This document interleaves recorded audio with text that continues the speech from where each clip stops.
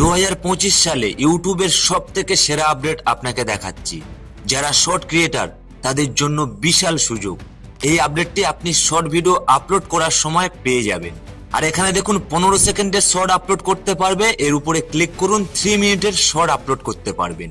আর এটা ইউটিউবের নতুন আপডেট।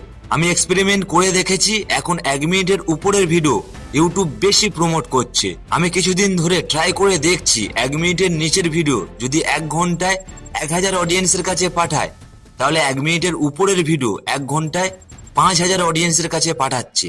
তাই বললাম ইউটিউব এখন এই 1 মিনিটের উপরের ভিডিও বেশি প্রমোট করছে, কারণ এটা নতুন আপডেট। ইউটিউব চাইছে 1 মিনিটের উপরের ভিডিও অডিয়েন্স বেশি দেখুক।